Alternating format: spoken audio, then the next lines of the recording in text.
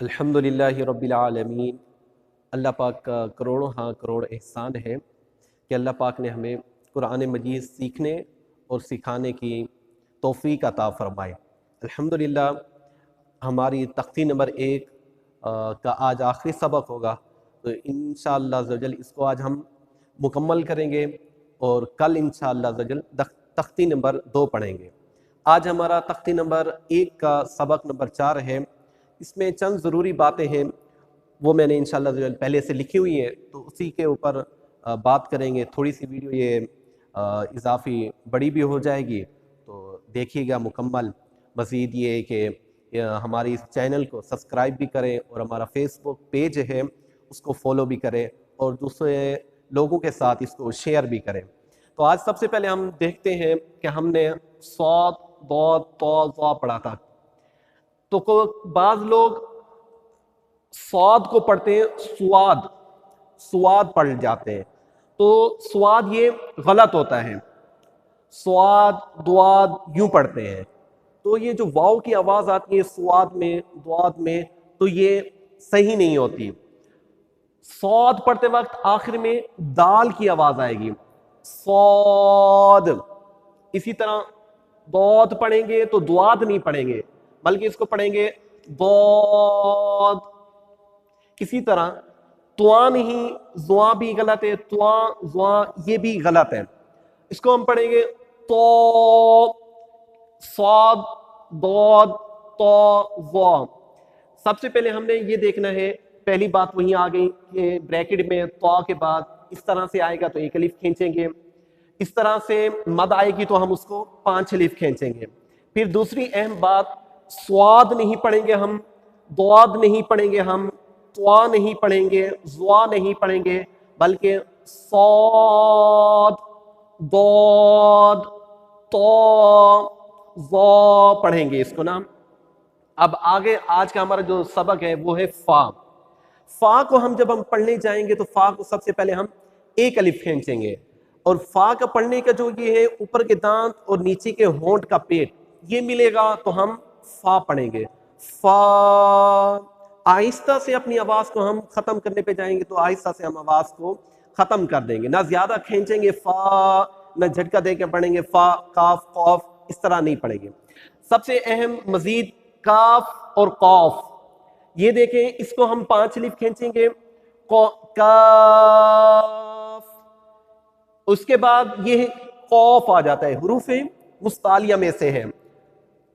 इसको हम 5 अलिफ भी खींचेंगे और मोटा भी पढ़ेंगे, जैसे हुरूफ़े मुस्तालिया में से था ये काफ, खा सौद दौद तो ज़ा गईन कौफ। कौफ इसको हम मोटा पढ़ेंगे और 5 अलिफ खींचेंगे, कौफ। इसके बाद आ जाते हैं लाम। लाम को हम आखिर में जब लाम खत्म करने जाएंगे तो इसमें आखिर में मीम की आवाज आएगी और इस लाम को हम 5 अलिफ खींचेंगे, लाम। इस तरह आहिस्ता से अपनी आवाज को हमने खत्म कर देने हैं। मीम, मीम, मीम को हम 5 अलिफ खींचेंगे।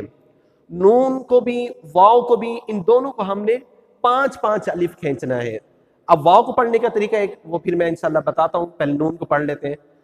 नून,